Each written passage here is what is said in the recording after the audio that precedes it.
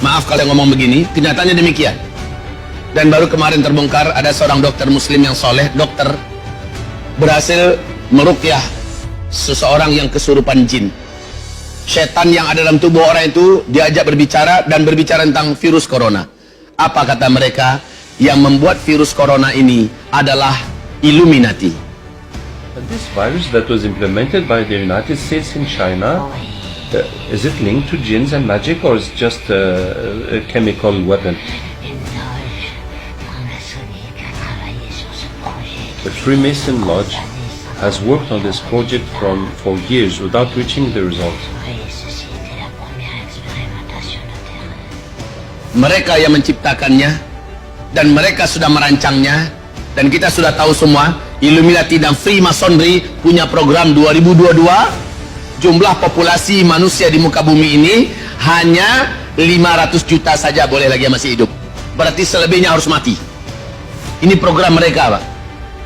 50 program rahasia mereka, yaitu Freemasonry yang dikendarai oleh Illuminati dan Freemasonry, The New World Order yang dikendarai oleh Illuminati dan Freemasonry. Program mereka adalah matikan manusia sebanyak-banyaknya, dan mereka menciptakan virus yang ganas ini.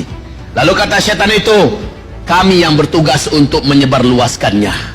Was the first ground experience. Other projects are still ongoing. So the virus was sent, and also jinns were sent with the virus. Yes, absolutely. Because we make the things easier, the symptoms easier. Les simplificateurs, les amplificateurs. Oh no. Teringat oleh saya hadis Nabi, la dua, tidak ada satupun penyakit menular yang menular dengan sendirinya. Ternyata penyakit menular itu penularannya adalah bantuan jin dan setan. Atau yang kedua, ditularkan secara paksa, yaitu disuntikkan. Disuntikkan atau berhubungan intim, berciuman langsung, atau berhubungan intim langsung, maka terjadilah penularan secara langsung. Nah, kalau lewat udara dan sebagainya, menurut hadis Nabi, setanlah yang mengantarkannya. Dan ternyata setannya diajak diskusi, benar, mereka lah yang menyebarkan itu.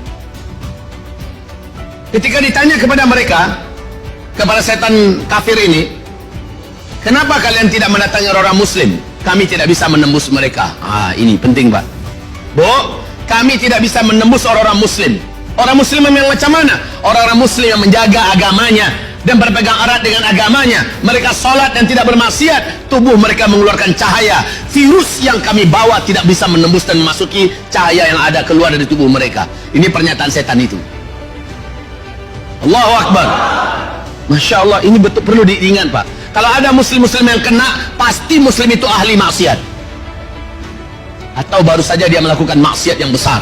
Dia telah lukai hati orang tuanya, dia telah tipu temannya, dia telah makan riba, dia telah lakukan perzinahan, sehingga virus itu masuk.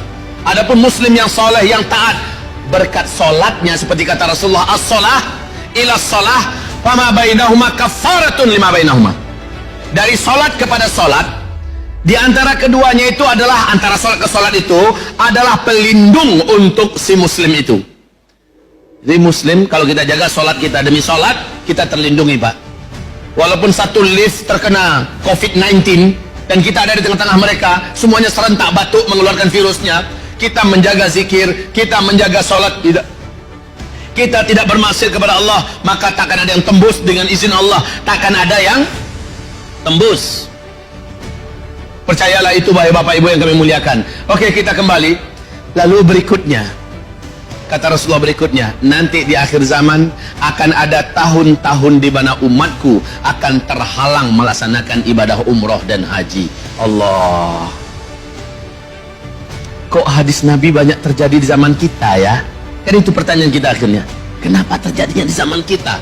Semula saya meyakini bahwa kasus terhalangnya kaum muslimin melaksanakan ibadah haji dan umroh di akhir zaman itu adalah ketika terjadi peperangan internal di tubuh keluarga kerajaan Arab Saudi.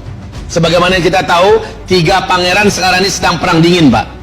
Pangeran Muhammad bin Salman, sang putra mahkota, yang berambisi sekali untuk menggantikan ayahnya yang masih hidup, Raja Salman. Yang kedua adalah anak kandungnya Raja Abdullah yang telah meninggal. Raja Abdullah sebelum Raja Salman, Raja Abdullah, anak kandung ini bernama Mut'ib bin Abdullah, dan dia punya militer, dia punya jaringan, dan dia punya kekuatan, dan dia punya pengaruh di kerajaan Arab Saudi. Ini juga sedang perang dingin dengan Muhammad bin Salman. Kemudian juga Khalid bin Talal, ini juga pemilik kekayaan dan militer, pemilik kepolisian militer. Kaum muslimin yang kami muliakan, mereka ini sedang bergaduh.